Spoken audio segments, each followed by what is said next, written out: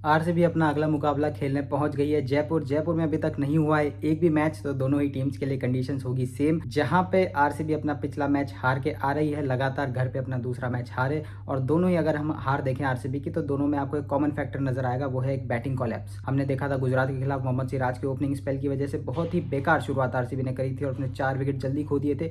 वहीं अगर हम बात करें दिल्ली कैपिटल्स वाले मैच की, तो 4 ओवर में आपके 60+ रन हो चुके थे। फिल सॉल्ट वहां पे अनफॉर्चुनेट रन आउट होते हैं। फिर आउट हों अगर हम बात करें कुणाल पांड्या की, जो 18वें ओवर में आउट होते हैं, तो आपने जहां बात करी चौथे ओवर में 60 रन थे, 18वें ओवर में आपके 125 रन थे, तो आपने चौथे ओवर से लेकर 18वें ओवर के बीच में सिर्फ 65 रन किए, जो चिन्नास्वामी के ऊपर T20 गेम में बिल्कुल भी इनफ नहीं है। तो बैट्समैन को स्टेप अप करना पड़ेगा।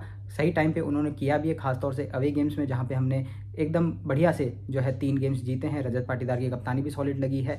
जो एक कन्वर्जेशन चल रही है इंटरनेट पे, क्या रजत पाटीदार और विराट कोहली के बीच में सब कुछ ठीक नहीं है, तो मैं आपको बता दूं भाई, उसमें आपको पढ़ने की ज़रूरत नहीं है। दोनों के बीच में बिल्कुल सब कुछ ठीक है, कोई ऐसी दिक्कत वाली बात नहीं है। अगर हम बात करें आरसीबी के हार के कारणों की, कि अभी तक जो 2 मैच हम हारे हैं उसमें सबसे बड़े 3-4 क्या कारण रहे हैं, तो सबसे पहले मेरे दिमाग में आता है कि आपके पास एक बॉलिंग ऑप्शन शॉर्ट होना।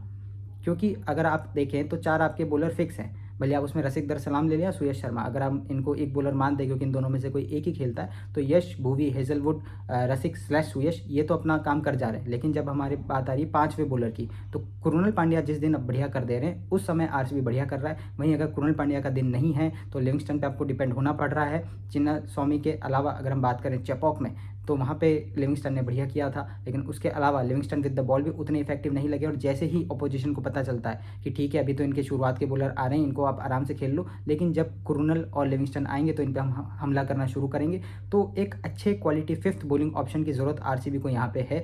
कुरुनल पांड्या आपके हर मैच में 4 ओवर नहीं डाल सकते। अगर स्पिन फ्रेंडली पिच होगी तो उस पर लिविंगस्टन भी आपको ठीक ठाक ओवर करके दे देंगे, लेकिन अगर आपको ऐसी पिच मिल गई जहाँ पे स्पिन को इतनी मदद नहीं है, तो उस दिन आरसीबी स्ट्रगल करेगा। बैटिंग कोलैप्स मेरे को दूसरा कारण नजर आता है कि आप जो दोनों मैचेस हारे उसमें आप देखें तो बैटिंग कोलैप्सेस आपके ज़्यादा हुए हैं। कोई भी बैट्समैन वहाँ पे टिक के रिस्पॉन्सिबिलिटी लेने को तैयार नहीं था। गुजरात वाले मैच में देखें तो वहाँ पे लिविंगस्टन ने टिक के खेलने की कोशिश करी, उनका स्ट्राइक रेट भी उतना अच्छा नहीं था। लास्ट में जाते जाते उन्होंने कुछ शॉट्स लगाए थे, जिसकी वजह से उनका आप स्कोर बोर्ड देखेंगे तो स्ट्राइक रेट अच्छा दिखेगा, लेकिन उसके बीच में उनको 2-3 चांसेस मिले थे। उन 2-3 चांसेस की कोई बात नहीं कर रहा होता अगर उनके कंसिस्टेंट रन आ रहे होते। लेकिन अभी जब उनकी बड़ी पारियां नहीं आ रही हैं, तो फिर हम उन 2-3 चीज़ों पे चले जाते हैं कि भाई लिविंगस्टन आप बॉलर के लिए तो नहीं रखे गए, आपका काम है प्राइमरी कि आप बैटिंग करके देंगे, आप रन्स करके देंगे, वो भी ताबड़तोड़ करके देंगे, जो इस सीज़न आपको एक भी मैच में देखने को नहीं मिला है। मुझे लगता है अभी उनको रिप्लेस कर देना बहुत जल्दबाजी होगी, लेकिन मुझे नहीं लगता कि अगर 1-2 मैचेस में वो परफॉर्म नहीं करते हैं तो फिर उनको टीम में कंटिन्यू किया जाएगा, क्योंकि एकदम केपेबल ऑप्शंस हमारे पास जेकब बेथेल, रोमारो शेपर्ड, ये सब टीम में बाहर बैठे हैं, जो इंतजार कर रहे होंगे कब उनको मौका मिले और वो अपने आप को अनलीश करें इस आईपीएल के एडिशन में।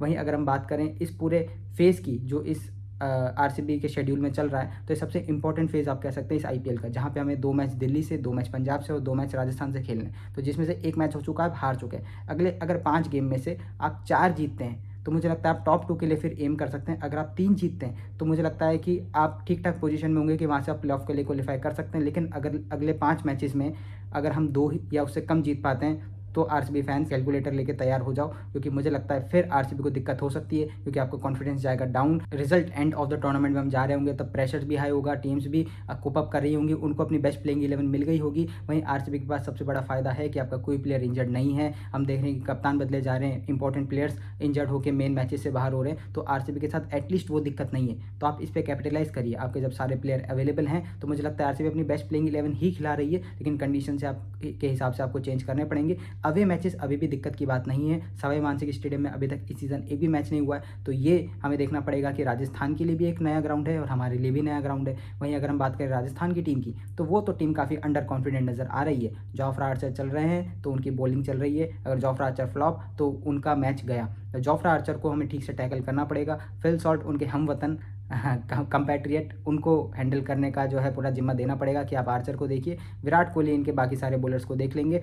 वहीं पे अगर आप राजस्थान के ओवरऑल अभी तक परफॉर्मेंस की बात करें तो गुवाहाटी में जो मैचेस खेले थे उसमें से एक जीते थे, जहाँ पे उनसे भी खराब टीम जो इस सीज़न खेल रही है सीएसके, उनसे जो है ये मैच जीत गए थे, लेकिन उसके अलावा ये पंजाब के साथ जो है बड़ा मैच जीत के आ रहे हैं। और उस मैच में क्या हुआ था, प्रियांश आर्या और श्रेयस अय्यर पहले ही ओवर में आउट हो गए थे। तो आपको अर्ली ब्लोज नहीं देने हैं सामने वाली टीम को। ये तो हालांकि क्रिकेट का रूल है कि आप जल्दी आउट ना हो, ओपनिंग बैट्समैन थोड़ा सा लंबा खेले, लेकिन आप हर मैच में नहीं कर पाते। लेकिन आरसीबी होपफुली अपनी गलतियों से सीखेगा। जो अगला मैच है वो दोपहर का गेम है, तो उसमें कंडीशंस भी आपको ज़्यादा चेंज होती नहीं दिखती है। अगर आप टॉस जीते तो मुझे ऐसा लगता है आपको पहले बैटिंग करनी चाहिए, लेकिन टॉस भी हम जो है नहीं जीत पा रहे हैं। काफ़ी इंपॉर्टेंट मैचेस में हम टॉस हारे हैं, लेकिन वो ये रिजल्ट तय नहीं कर पा रहा है कि हम वो मैच भी हारेंगे। क्योंकि आप देखिए, चेन्नई में हम टॉस हारे थे, मुंबई में हम टॉस हारे थे, और फिर भी हमने जो है जीत हासिल करी है। तो मुझे ऐसा नहीं लगता कि टॉस सब कुछ डिसाइड कर लेता है, लेकिन हाँ, आप फिर शायद से जो प्लान्स करके अपने बेस्ट प्लान्स के साथ आ रहे हैं उसको आप एग्जीक्यूट नहीं कर पाते। तो अभी तक आरसीबी की परफॉर्मेंस आप डिसेंट कहेंगे, बहुत ही बेकार नहीं कहेंगे। हमसे भी बहुत ज़्यादा खराब टीमें हैं, लेकिन हमसे भी अच्छी टीमें हैं। जो दिल्ली ने एग्जाम्पल सेट कर दिया है कि अगर आप अच्छी क्रिकेट खेलेंगे, भले आपके पास सुपरस्टार नाम से प्लेयर ना हो, भले आपका कप्तान भी मतलब रजत पाटीदार, अक्षर पटेल, ये कोई सुपरस्टार कैप्टन नहीं है, तो लेकिन अक्षर पटेल ने वहाँ करके दिखाया है कि भाई आते हैं, बढ़िया अपनी गेंदबाजी बल्लेबाजी करके जाते हैं। कभी अच्छा भी नहीं रहता मैच, कभी अक्षर पटेल ने 4 ओवर नहीं भी करें,